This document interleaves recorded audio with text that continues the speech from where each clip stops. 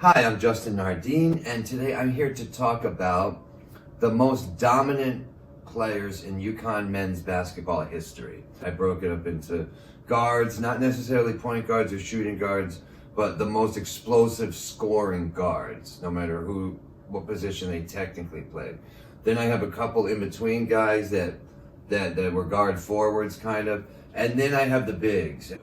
Calhoun through the years has liked to play three guards a lot. And in the history of UConn, there's a lot more successful, I guess you would say, or they go on to the NBA more, or, you know, they haven't had a real history of dominant bigs like Georgetown or some of the other schools. Having said that, I'm going to jump into this. So for my guard type players, explosive players, I've got, and this is I'm going to give you 5 of each, but I'm not going to give them in order, okay? I'll let you decide in the comments who you think is the best, and you can rank them yourself. Anyway, for the guards, I have Khalid ElAmin, under 6 feet, but he really wasn't a point guard. He could play the point a little bit, but he was a scorer. He had that off-balance floater that always went in, and he hit a lot of clutch threes. He hit a lot of runners. It didn't always look like it was going to be a good shot, but a lot of times it went in, and I always loved that guy.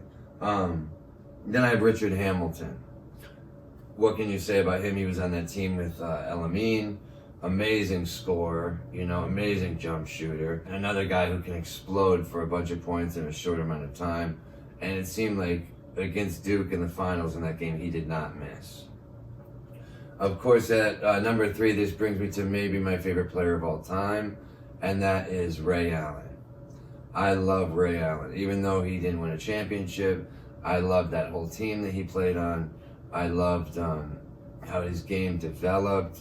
And even in that final game against UCLA, where he scored like 36 points, he was probably the best player in the tournament. And I've seen him play before. I've had a soft spot for Ray Allen since he came to UConn. I love Ray Allen.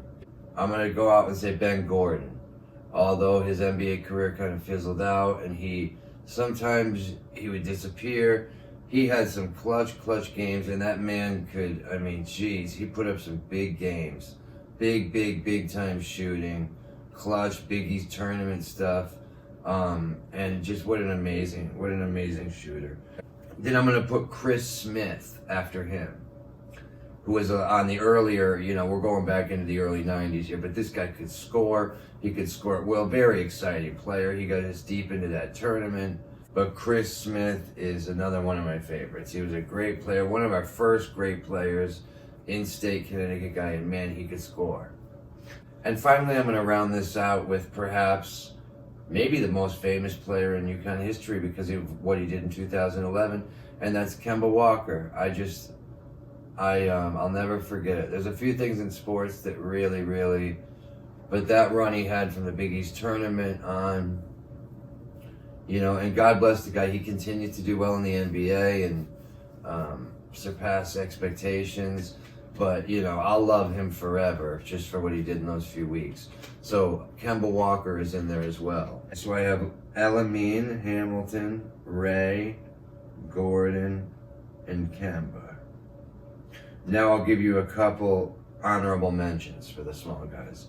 I'm going to say Shabazz Napier. A lot of people might have him in their top 5. He won 2 championships. He's a great player. Similar to Kemba in some ways, great leader, and he definitely did his share to provide some glory for UConn. And I'm going to put Ryan Boatright in there, even though it got kind of awkward with the way he was recruited. He had his moments. He was very fast, and he could score. Again, I'm looking at explosive scorers. I don't know if he got enough time to develop compared to some of the other guys, but he showed flashes, and he was an exciting player.